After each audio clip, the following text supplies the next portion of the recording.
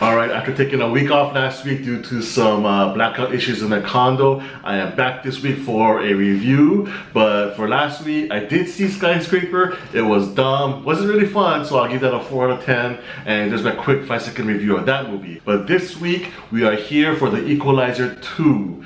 Now, Denzel has done over 50 movies in his long and legendary career. And believe it or not, this is the very first time he's ever done a sequel. And I was a big fan of the first Equalizer film. I thought it was a really well-made action movie, and it was directed by Antoine Fuqua, who he's worked with on The Magnificent Seven and Training Day, and it was just a very overall effective film. And so I was looking forward to this sequel to see what they could do more with this character, which was originally based on an old 80s TV show. In the sequel, Denzel loses the mom jeans, he loses the bald look, has his hair back now, and he's basically become a Lyft driver and randomly helping people around in his city. I was a little confused with the opening scene, which takes place on a train in Istanbul, Turkey, and I'm like, well, what the hell's going on? Is he like all of a sudden Ethan Hunt or James Bond doing international shit and doing spy stuff all over the world? But it turns out what he was doing in Istanbul, Turkey was related to a person he knew back home, but he just had to fly all the way to Turkey to get shit done. Once that opening sequence is done, it does come back to his home city,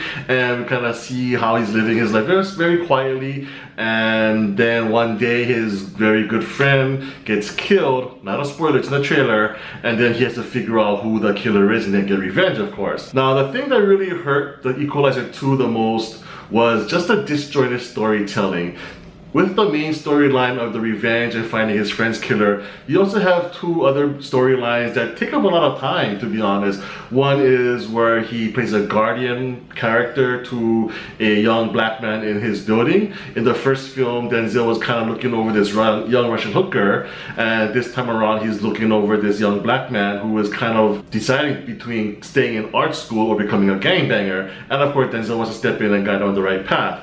In addition to that story, there's another story about an old man with a painting, and you don't really end up caring about this story, but it's still there. It takes up a lot of time, and that's where the film loses a lot of focus, because you really want to hone in on that main storyline of the revenge and who the killer is, but then the film takes like 10 minutes at a time to talk about the old man, talk about the young gangbanger. And the gangbanger story was pretty compelling, to be honest, and it was effective, but yet it did take time away from the main storyline, and that's where the film just makes you lose focus. You kind of just forget about what's going on with the main storyline, and that's where the film kind of lost me. But then in the final act, the film does really focus on where it needs to be focused, and then it comes together with a nice effective finale, which does kind of save the film a bit. Now, Denzel is Denzel. The guy is just cool, calm, collected. The dude's like over 50 years old probably, and yet the way they choreograph the action scenes, the guy just still kicks major ass, and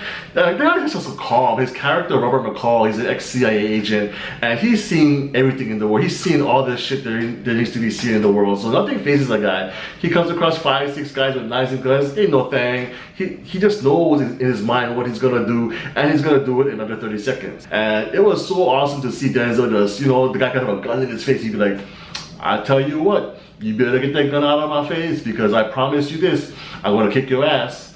And just to see Denzel deliver on that ass kicking was so awesome. I love watching that. So when the film does have him kicking ass, breaking bones, slashing necks, you know, it's just awesome. It's really fun. This character, Robert McCall, this film franchise, Equalizer, it does have great potential to do a lot more stories and a lot more kick-assery. And I really wouldn't mind seeing more of these films, but hopefully in the future they are a little more focused and not just try to tell too many stories at one time, which really hurt this particular film. But overall, I still kind of enjoyed the film, just not as good as the first one, that is lean, that is mean, but it's still fun to watch, and you know, I'll probably watch it again at some point. So for me, the Equalizer 2 gets a 6 out of 10.